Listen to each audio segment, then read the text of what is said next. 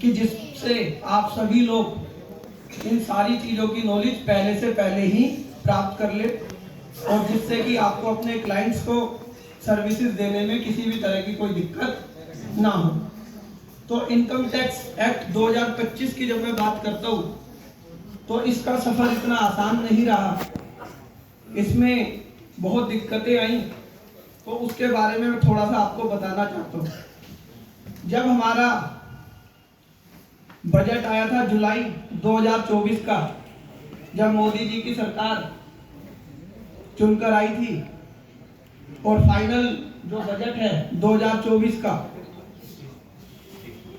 उस बजट में जो हमारी फाइनेंस मिनिस्टर है उन्होंने कहा था कि मैं बहुत जल्द ही जो इनकम टैक्स एक्ट 1961 है उसे चेंज कर दिया जाएगा, उसे बदल दिया जाएगा और पूरा दूसरा एक्ट आ जाएगा। तो सबसे पहले मन में ये सवाल होता है कि इतना पुराना एक्ट क्यों बदलने की जरूरत पड़ी? ऐसा क्या था कि जो पुराने एक्ट में नहीं था और नए एक्ट में इसे लाया गया? तो जब उनसे पूछा गया तो उन्होंने बताया कि जो इनकम टैक्स एक्ट 1961 है, जो इतने सालों से चला आ रहा है, सब लोग उससे पूरी तरीके से परिचित हैं। विभाग के लोग भी अच्छी तरीके से सारे सेक्शनों को समझते हैं और सारे जो भी प्रोफेशनल है वो भी समझते हैं। तो फिर इसमें बदलाव की जरूरत क्या है? तो इस बात का उन्होंने आंसर करा कि अभी भी इनकम टैक्स एक्ट में हर साल जो बदलाव होते हैं वो हमारा जो फाइनेंस एक्ट आता है, जो कि अब की बार भी 1 फरवरी 2026 को आएगा, उसके तहत हो जाता है। लेकिन फिर भी कुछ ऐसे चेंजेस हैं जो कि हमारे को करने जरूरी हैं।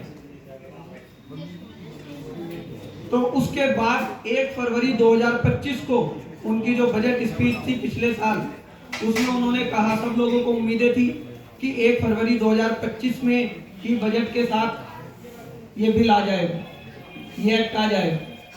लेकिन उन्होंने अपनी बजट स्पीच में बोला कि कुछ दिनों के अंदर हम इनकम टैक्स एक्ट 1961 को खत्म करके नया इनकम टैक्स बिल 2025 ले आएंगे। और उन्होंने अपनी बात को ठीक ठहराते हुए 13 फरवरी 2025 को बिल नंबर 24 2025 लोकसभा के अंदर पेश किया। अब जब लोकसभा के अंदर कोई भी बिल आता है तो आप लोगों को इसके बारे में पता होगा, लोकसभा में जब भी कोई बिल आता है और वो टैक्सेशन से रिलेटेड होता है, वो मनी बिल होता है, तो उसके ऊपर पहले ये सिलेक्ट कमेटी को भेजा जाता है। तो सिलेक्ट कमेटी को भेजा गया कि भाई आप